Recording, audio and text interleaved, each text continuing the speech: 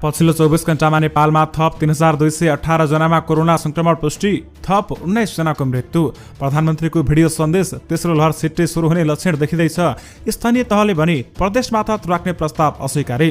कक्षा 12 को परीक्षा स्थगित गरियो। उपेन्द्र यादव भुलभुलैयामा परे भन्दै महन्त ठाकुरको भनाई। एसईको नतिजा प्रकाशित, केपी ओलीलाई अन्तिम मौका छ, सीमा नाघे डिभोर्स हुन्छ भन्दै माधव नेपालको भनाई। मनाङको बाढी पहिरोको भूवर्गविदबाट अध्ययन गराउँछौं, प्रचण्डको भनाई। भूमि सम्बन्धी आयोग पुनः गठन गर्छौं भन्दै गृहमन्त्री बालकृष्ण खाँडले भने। पार्टीमा म नै सर्वज्ञानी हुँ भन्ने अहंकार देखिएको छ, माधव नेपालले भने। त्रिविका परीक्षा स्थगित हुँदैनन्, परीक्षा नियन्त्रक पुष्पराज जोशीको भनाई। आयोग खारेज गरेर सरकारले भूमिहीनमाथि लात हान्यो भन्दै पूर्व मन्त्री अर्यालको भनाई। विकल्पसहित कक्षा 12 को परीक्षा स्थगित गर्न सरकारलाई सुझाव। पाटन क्याम्पस गुण्डाहरूको नियन्त्रणमा रहेको परीक्षार्थीको आरोप। बालबालिकामा अनलाइन गेमको कुलत, 65,000 रुपियाँ हारेपछि आत्महत्या। विद्युत प्राधिकरणमा कुलमान घिसिङलाई ल्याउने तयारी। वैज्ञानिकहरूले पानीबाट बनाए सुन। उपेन्द्र यादव भुलभुलैयामा परेर पार्टीलाई कमजोर गर्नतर्फ लागे भन्दै महन्त ठाकुरको भनाई। एमाले विवाद वारपार नजिक, माधव पक्षलाई ओली प्रवृत्तिको डर। सिन्धुपाल्चोकका बाढी पीडितद्वारा सभामुख अग्निप्रसाद सापकोटाको ध्यानाकर्षण। आज बोलाइएको एमाले केन्द्रीय कमिटिको बैठक सर्यो। माधव नेपाल जस्तो गद्दारको लागि पार्टीमा कुनै पनि ठाउँ छैन भन्दै कृष्णगोपाल श्रेष्ठको भनाई। एमसीसी सम्झौता खारेज गर्न माग गर्दै टर्च बालेर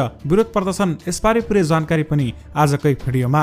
दर्शकवृन्द नमस्कार, तपाईहरुलाई फेरि पनि स्वागत छ हाम्रो च्यानल स्मार्ट खबरमा। म आर्यन उपाने सदाको जै तपाईहरुमा आजका पनि मुख्य समाचारहरू लिएर उपस्थित भइसकेका छौं। हाम्रो मेहनतको लागि तपाईहरुले यो भिडियोलाई एउटा सानो लाइक गरी सक्दो शेयर गर्न भने नबिर्सनु होला। त्यसैगरी यदि तपाईहरुले अहिलेसम्म हाम्रो च्यानल स्मार्ट खबरलाई सब्स्क्राइब गर्नु भएको छैन भने सब्स्क्राइब गर्नु होला, साथै छेउमा रहेको बेल घण्टीमा क्लिक गरी अलमा क्लिक गर्न पनि नबिर्सनु होला। आउनुस् आजका मुख्य समाचारतर्फ लागौं। दर्शकवृन्द, पहिलो खबर कोरोना भाइरसका संक्रमितहरूको संख्याबाट सुरु गर्न चाहे। पछिल्लो 24 घण्टामा नेपालमा थप 3218 जनामा कोरोना भाइरस कोभिड-19 को संक्रमण पुष्टि भएको छ। स्वास्थ्य जनसंख्या मन्त्रालयका अनुसार 8866 जनाको पीसीआर परीक्षणमा 2231 र 4707 जनाको एन्टिजेन परीक्षणमा 987 जना गरी 3218 जनामा कोरोना संक्रमण पुष्टि भएको हो। कोरोना संक्रमणका कारण पछिल्लो 24 घण्टामा 11 जनाको मृत्यु भएको छ भने संक्रमण मुक्त हुनेको संख्या 1722 रहेको छ। हालसम्म नेपालमा कोरोना संक्रमितको कुल संख्या 7,12,740 जना पुगेको छ भने तीमध्ये 6,67,270 जना निको भएका छन् भने सक्रिय संक्रमितको संख्या 35,432 पुगेको छ, जसमध्ये 32,027 जना होम आइसोलेसनमा र 3,405 जना संस्थागत आइसोलेसनमा रहेका छन्। त्यस्तै कोरोना संक्रमणका कारण 10,038 जनाको मृत्यु भएको छ भने पछिल्लो 24 घण्टामा काठमाडौँ उपत्यकामा 920 संक्रमित भेटिएका छन्, जसमध्ये काठमाडौँ जिल्लामा 553, ललितपुरमा 189 र भक्तपुरमा 138 संक्रमित भेटिएका हुन्। आउनुस् अब अर्को समाचारतर्फ लागौं। दर्शकवृन्द, प्रधानमन्त्री शेरबहादुर देउवाले नेपालमा कोरोना महामारीको तेस्रो लहर छिट्टै सुरु हुने लक्षण देखिएको बताएका छन्। शनिबार एक भिडियो सन्देश जारी गर्दै उनले सरकारको एक्लो प्रयासले मात्र महामारीसँग लड्न सम्भव नभएकाले सबै मिलेर यसलाई पार लगाउनु पर्ने समेत बताएका छन्। प्रधानमन्त्री शेरबहादुर देउवाले अत्यन्त अत्यावश्यक परेका बेलामा मात्र घर बाहिर निस्कन र घर बाहिर निस्कँदा मास्क लगाउन, भौतिक दूरी कायम गर्न र स्वास्थ्य सुरक्षाको मापदण्ड पूर्ण रूपमा पालना गर्न आग्रह समेत गरेका छन्। महामारी नियन्त्रण गर्ने प्रभावकारी माध्यम खोप रहेको भन्दै उनले कोरोना खोप लगाउन जाँदा स्वास्थ्य मापदण्ड अपनाउन समेत आग्रह गरेका छन्। प्रधानमन्त्री शेरबहादुर देउवाले राजनैतिक दल, निजी क्षेत्र र गैर सरकारी संस्थाहरूलाई भिडभाड हुने गतिविधि पनि नगर्न समेत आग्रह गरेका हुन्। विशेष गरी तेस्रो लहर छिट्टै सुरु हुने लक्षण देखिँदैछ भन्दै प्रधानमन्त्री शेरबहादुर देउवाले सन्देश दिएका छन्। आउनुस् अब अर्को समाचारतर्फ लागौं। दर्शकवृन्द, नेकपा एमालेका वरिष्ठ नेता माधव नेपालले पार्टी एकताका लागि अध्यक्ष केपी शर्मा ओलीलाई अन्तिम मौका रहेको बताएका छन्। साथै एकता हुन्छ कि हुन्न भन्ने केपी ओलीको पक्षको भोलिको बैठकबाट प्रश्न हुने समेत बताएका छन्। शनिबार दोलखा काठमाडौँ सम्पर्क मञ्चको भर्चुअल बैठकलाई भर्चुअल सम्बोधन गर्दै नेता नेपालले आफूहरू सम्मानजनक एकताकै पक्षमा रहेको समेत बताएका थिए। एमालेलाई एकताबद्ध गर्न ओलीलाई अन्तिम मौका दिएको भन्दै उनले अघि भने उहाँले 24 गतेको कथित बैठक रोक्नुहुन्छ कि रोक्नुहुन्न, पार्टी सदस्यता वितरणलाई रोक्नुहुन्छ कि रोक्नुहुन्न, वडा तहसम्म अधिवेशन गर्ने काम रोक्नुहुन्छ कि रोक्नुहुन्न, गाली गलौजको गोला बारुद बन्द गर्नुहुन्छ कि हुँदैन, त्यसबाट उहाँ के चाहनुहुन्छ भन्ने प्रश्न हुन्छ भन्दै माधव नेपालले भनेका छन्। संकेत भने राम्रो नपरेको र ओली सुध्रिएला भन्ने आफूलाई नलागेको समेत उनले सुनाएका छन् भने सुध्रिहाले भने मैले आग्रह पालेको रहेछु कि क्या हो भनेर ठान्छु भन्दै उहाँले बताउनु भएको छ। र यदि सुध्रिएन भने हामीले के गर्ने, त्यहाँ गएर फस्ने, चुच्याउने, कराउने, टाउकोमा हात राखेर बस्ने, त्यो मन्जुर छैन भन्दै माधव नेपालले भनेका थिए। उनले केपी ओली सुध्रिएनन् तर समस्या पनि बनेनन् भने पार्टी एकता हुन सक्ने उनले बताएका छन्। यसो गर्दा विवादित विषयहरू थाती राख्ने र पार्टीको माइन्युटमा दुई नेताको हस्ताक्षर चलाउने व्यवस्था गर्नुपर्ने नेता नेपालको समेत अडान रहेको छ।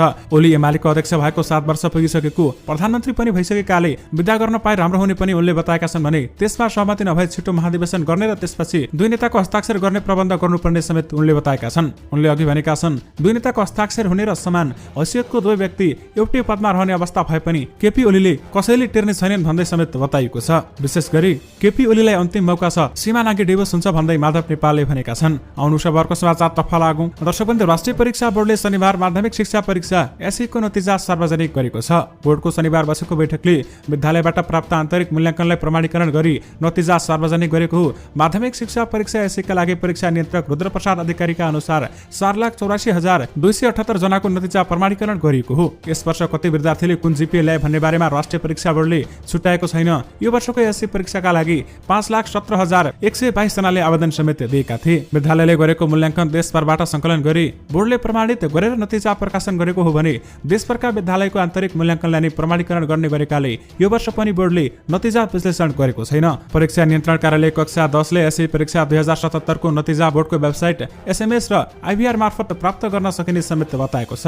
बोर्डले 2077 सालको नियमित तथा ग्रेड वृद्धि परीक्षाको नतिजा इजी सर्भिस प्रणालीबाट 34,949, आकस्मिक प्रणालीबाट 31,003 र जानकी टेक्नोलोजी प्रणाली मार्फत 35,001 मा एसएमएस गरेर हेर्न सकिने नेपाल टेलिकम मार्फत 1600 र एनसेलबाट 1600 मा एसएमएस गरेर थाहा पाउन सक्ने समेत बताएको छ। त्यसैगरी आगामी 31 साउनदेखि तोकिएको कक्षा 12 को परीक्षा पनि स्थगित भएको छ।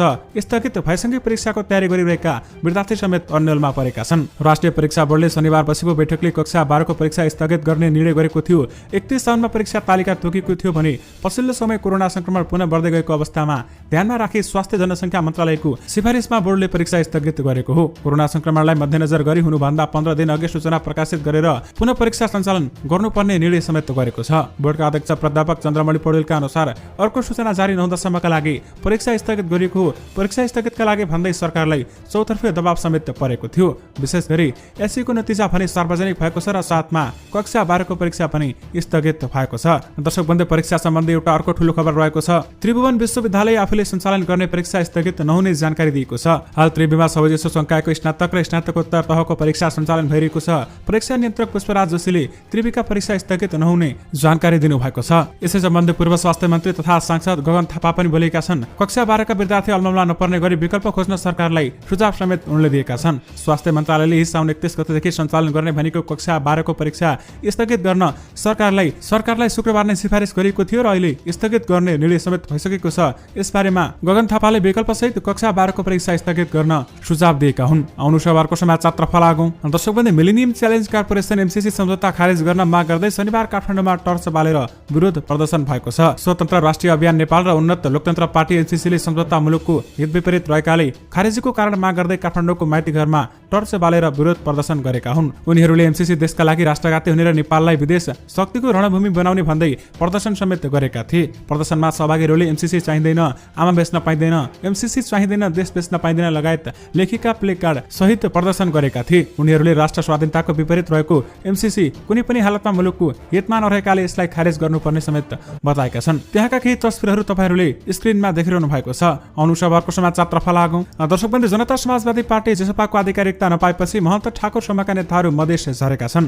ठाकुर सहित नेताहरू राजेन्द्र महतो, शरद सिंह भण्डारी सहितका नेताहरूले शनिबार जनकपुर धाममा धनुषा जिल्ला स्तरीय कार्यकर्ता भेला समेत गरेका छन् भने कार्यकर्ता भेलामा नेताहरूले उपेन्द्र यादवले पार्टी एकता भत्काएर मधेसीको भावनामाथि कुठाराघात गरेको समेत आरोप लगाएका छन्। नेता महन्त ठाकुरले उपेन्द्र यादवले पार्टी कमजोर बनाएको समेत बताएका छन् भने यादव भुलभुलियामा परेर पार्टीलाई कमजोर बनाएको उनको भनाइरहेको थियो। पार्टी एकता गर्ने समयमा तत्कालीन राजपा र समाजवादी बीच आधा आधा भागभण्डा हुने सम्झौता भए पनि उपेन्द्रले जालझेल गरेको समेत उनले बताएका छन् भने ठाकुरले केपी शर्मा ओली, बाबुराम भट्टराई, प्रचण्ड र शेरबहादुर देउवा सहितका नेताहरू मधेस मुद्दाप्रति गम्भीर नभएको समेत बताएका छन्। कार्यक्रममा नेता राजेन्द्र महतोले उपेन्द्र यादवले पार्टी एकता भत्काएर मधेस र मधेसी जनताको भावनामाथि ठूलो कुठाराघात गरेको समेत बताएका छन् भने एकता भत्काएको भन्दै उनले यादवलाई अपराधीको संज्ञा समेत दिएका छन्। मधेसी जनताले सधैँ एकता चाहेको बताउँदै महतोले भने तर जनताको भावना र आत्मसम्मानमा चोट पुर्याउने काम गरिएको छ भन्दै बताइएको छ। विशेष गरी उपेन्द्र यादव भुलभुलियामा परे भन्दै महन्त ठाकुरले भनेका छन्। आउनु खबरको समाचारतर्फ लागौं। दर्शकवृन्द, इन्टरनेट मानिसको आधारभूत आवश्यकता मात्र बनेको छैन, समस्याको कारक पनि बनिरहेको छ। एकातर्फ अनलाइन गेम निर्माता कम्पनीहरूले अर्बौं डलर आम्दानी गरिरहेका गरेका छन् भने अर्कोतर्फ यस्ता अनलाइन गेमको लतमा बालबालिका तथा किशोर किशोरीहरू नराम्रोसँग फस्दै गएका छन्। कहिलेकाहीँ अनलाइन गेमको लत यति चर्को हुन्छ कि बालबालिकाले समय र पैसा मात्र होइन ज्यान समेत गुमाउने गर्दछन्। भारतको मध्य प्रदेशमा हालै एउटा यस्तो दुःखद घटना भएको छ। मध्य प्रदेश स्थित छतपुरमा एक 13 वर्षीय बालकले अनलाइन गेममा 40,000 फारू हारेपछि आत्महत्या गरेका छन्। अनलाइनमा फ्री फायर गेम खेल्ने बानी थियो ती बालकको, तर शुक्रबार आफू अफिस गएका बेलामा आफ्नो बैंक खाताबाट अचानक रकम कट्टी भएको मेसेज ती बालिकाकी आमाले प्राप्त गरेकी थिइन्। छोराले पैसा तिरेर अनलाइन गेम खेलेको र आफ्नो बैंक खाताबाट एकैपटकमा 1500 फारू कट्टी भएको थाहा पाएपछि रिस लागो बनेकी ती महिलाले फोन गरेर घरमा रहेको छोरालाई झपारेकी थिइन्। त्यसरी गाली खाएका ती बालकले अन्ततः आत्महत्या गरेका छन्। बालकले आत्महत्या गर्नु अघि एक सुसाइड नोट पनि छाडेका छन्, जसमा उनले आमासँग माफी पनि मागेका छन् भने आफूले अनलाइन गेमको चक्करमा 40,000 फारू बर्बाद गरिदिएको र आफूले डिप्रेसनका कारण आत्महत्या गरेको उनले लेखेका छन्। वास्तवमा आमाले गाली गर्ने दिनमा मात्रै उनले अनलाइन गेममा 1500 फारू खर्च गरेका थिए। अन्य दिनहरूमा समेत उनले लगातार पैसा तिरेर अनलाइन गेम खेल्दा उनले 40,000 फारू अर्थात् झण्डै 65,000 नेपाली रुपियाँ बराबरको रकम खर्च गरिसकेका रहेछन्। यो घटना गत शुक्रबारको हो। दर्शकवृन्द, यस्ता अनलाइन गेमहरूबाट आफ्ना बालबालिकालाई टाढै राख्नुहोस् र आफू पनि बस्नुहोस् र आफ्ना घर परिवारलाई पनि बचाउनुहोस्, किनभने अहिले अनलाइन गेमहरूले भने बालबालिका कुलतमा फसाउने र केही बालबालिकाहरूको डिप्रेसनको कारण पनि बन्न गएको छ। त्यसैकारण तपाईहरूले यसबारेमा सचेत हुन जरुरी रहेको छ।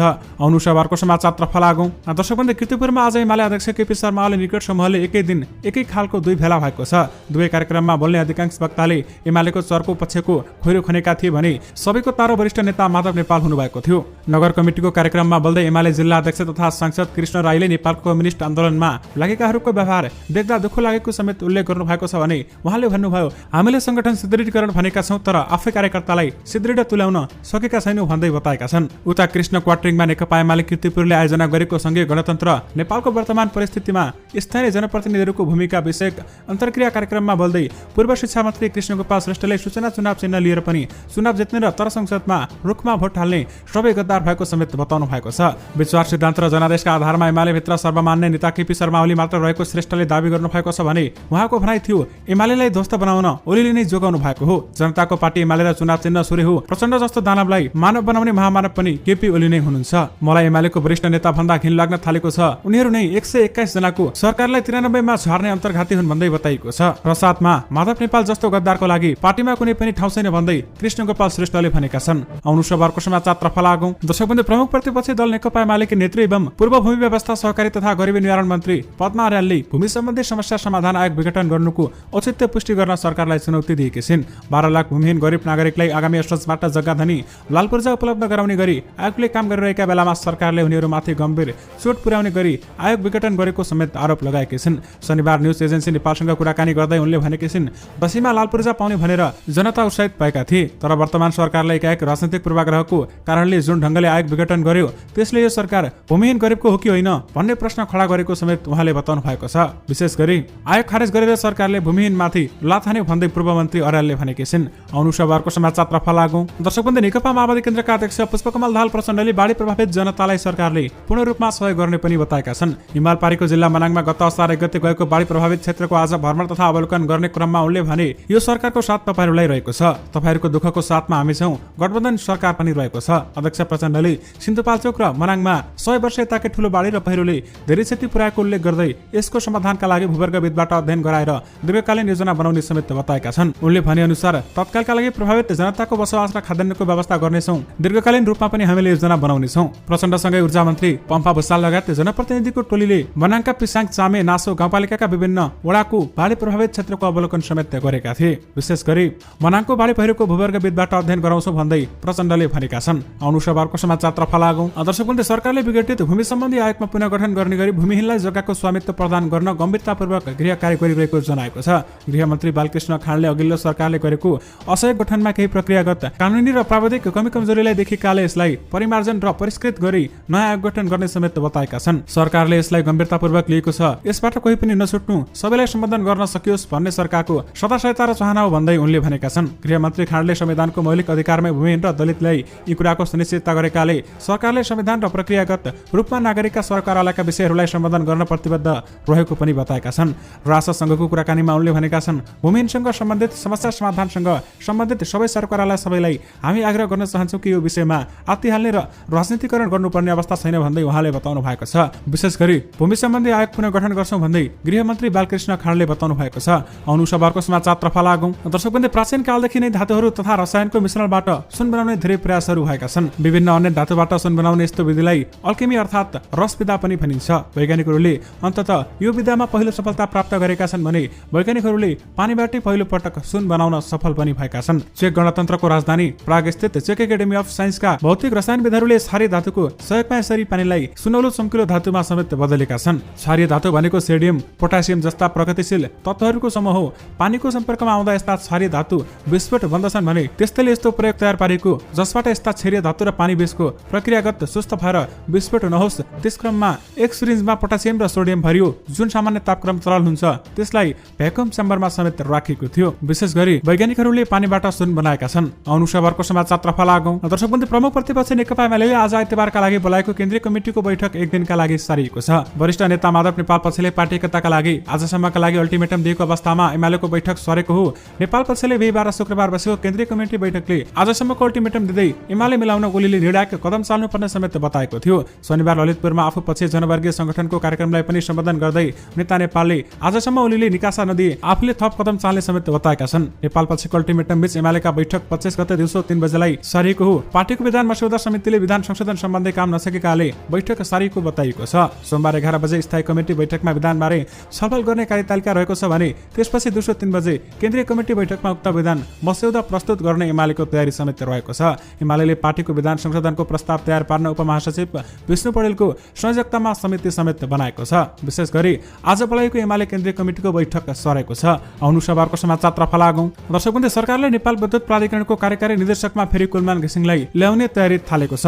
ऊर्जा मन्त्री पम्फा भुसालले प्राधिकरणका कार्यकारी निर्देशक हितेन्द्र साक्यलाई पनि राजीनामा दिन तयार रहेको समेत बताइसकेकी छिन् भने कार्यकारी निर्देशक साक्य पनि राजीनामा दिन तयार रहेको बताइएको छ। प्रधानमन्त्रीको निजी सचिवालयले भने साक्य हटेपछि कुलमान घिसिङलाई नियुक्त गर्ने प्रक्रिया अघि बढाउन ऊर्जा मन्त्रीलाई निर्देशन दिइसकेको समेत बताएको छ। कुलमान घिसिङलाई प्राधिकरणमा फर्काउन नेकपा माओवादीका अध्यक्ष पुष्पकमल दाहाल प्रचण्डले प्रधानमन्त्री शेरबहादुर देउवासँग छलफल गरेका थिए भने अघिल्लो कार्यकालको कार्यसम्पादनको आधारमा पुनर्नियुक्ति गर्न तत्कालीन प्रधानमन्त्री केपी शर्मा ओलीलाई पनि प्रचण्डले पटक पटक समेत आग्रह गरेका थिए। तर ओलीले प्रतिस्पर्धा प्रक्रियाको बहाना बनाएर घिसिङलाई नियुक्त दिन अस्वीकार गरेका थिए। तर साक्यलाई भने ओलीले कुनै पनि प्रतिस्पर्धा नै नगराई सोझै नियुक्त दिएका थिए। विशेष गरी कुलमान घिसिङ फेरि विद्युत प्राधिकरणमा आउने भएका छन्। अनुसारको समाचारतर्फ लागौं। दर्शकबन्दी समाजशास्त्र केन्द्रीय विभाग तेस्रो सेमेस्टरका विद्यार्थीहरूले परीक्षा केन्द्र पाटन गुण्डाहरूको नियन्त्रणमा रहेको भन्दै परीक्षा दिन नसक्ने बताएका छन्। सामाजिक सञ्जाल फेसबुकबाट वक्तव्य जारी गर्दै विद्यार्थीहरूले पाटन क्याम्पसको परीक्षा केन्द्र नै सम्पूर्ण रूपमा गुण्डाहरूको नियन्त्रणमा रहेकाले हामी यथास्थितिमा सोही क्याम्पसमा परीक्षा दिन असमर्थ रहेको जानकारी समेत गराउन चाहन्छौं भन्दै उनले भनेका छन्। त्रिभुवन विश्वविद्यालयले नेपाल सरकारले तय गरेको मापदण्ड समेत पालना नगरी अन्त्यसम्म गैर जिम्मेवारी ढंगले भौतिक उपस्थितिमा लापरवाहीपूर्ण तरिकाले स्नातकोत्तरका परीक्षाहरू सञ्चालन गरिरहेको भन्दै विद्यार्थीले होम सेन्टर सम्बन्धित क्याम्पस र विश्वविद्यालयमै कायम गर्नुपर्ने भौतिक दूरी सुनिश्चित गरेर परीक्षा गर्नुपर्ने कोभिडका कारण परीक्षा दिन असमर्थ भएका विद्यार्थीलाई सिधै फेल नगराई वैकल्पिक व्यवस्था गर्नुपर्ने माग गर्दै आएका सोमबार परीक्षा केन्द्रमा प्रदर्शन समेत गरेका थिए। विशेष गरी पाटन क्याम्पस गुण्डाहरूको नियन्त्रणमा रहेको परीक्षार्थीहरूको आरोप रहेको छ। अनुसारको समाचारतर्फ लागौं। दर्शकबन्दी सिन्धुपाल्चोकमा यस वर्षको बाढी र पहिरोबाट पीडित एवं विस्थापितलाई सहजीकरण गर्न गठित विपद व्यवस्थापन सर्वपक्षीय समितिले सभामुख अग्निप्रसाद सापकोटालाई भेटेर ध्यानाकर्षण पत्र बुझाएको छ।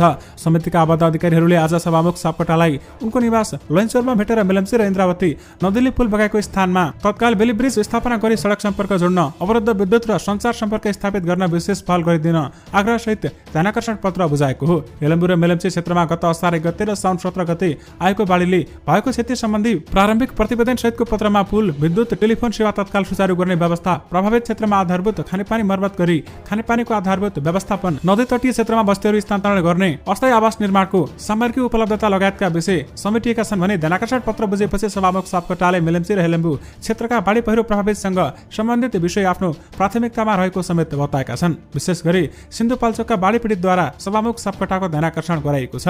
अनुसारको समाचारतर्फ लागौं। दर्शकबन्दी स्थानीय तह सम्बन्धी सत्तारूढ गठबन्धनको धारणा प्रति स्थानीय तहको प्रतिनिधिमूलक संगठनले विरोध जनाएका छन्। सत्तारूढ गठबन्धनमा रहेका नेपाली कांग्रेस, नेकपा माओवादी केन्द्र, जनता समाजवादी पार्टी दलले शुक्रबार सार्वजनिक गरेको न्यूनतम साझा कार्यक्रममा स्थायी तहलाई प्रदेशको क्षेत्राधिकारभित्र ल्याउन आवश्यक पहल गर्ने समेत प्रावधान राखिएको छ। न्यूनतम साझा कार्यक्रमको उक्त बुदाप्रति गाउँपालिकाका राष्ट्रिय महासंघ, नगरपालिका संघ र जिल्ला समन्वय समिति महासंघले विरोध जनाएका हुन् भने उनीहरूले उक्त प्रावधानलाई तत्काल हटाई सक्षम र सबल स्थानीय सरकार बनाउने व्यवस्था राख्न आग्रह गरेका छन्। गाउँपालिकाका राष्ट्रिय महासंघका अध्यक्ष हेमकुमार श्रेष्ठ, नगरपालिका संघका अध्यक्ष अशोक कुमार बेन्जु र जिल्ला समन्वय समिति महासंघकी अध्यक्ष सीता सुन्दासद्वारा हस्ताक्षरित विज्ञप्तिमा संविधान अनुसार संघ प्रदेश र स्थानीय तह एकअर्काको क्षेत्राधिकारभित्र नहरी संविधानको मातात्मा उल्लेख रहने भएकाले त्यस विरुद्धको प्रस्ताव स्वीकार्य नहुने समेत उल्लेख गरिएको छ। नेपालमा स्थानीय स्वायत्त शासनको अभ्यास धेरै लामो समयदेखि चल्दै आएको भन्दै उनीहरूले जनताको नजिकमा रहेको गौरवमय इतिहास बोकेको र लोकतन्त्रको आधार स्तम्भ स्थानीय तहको संवैधानिक अधिकार अक्षुण्ण राख्ने आफूहरू जस्तोसुकै परिस्थिति सामना गर्न तयार रहेको समेत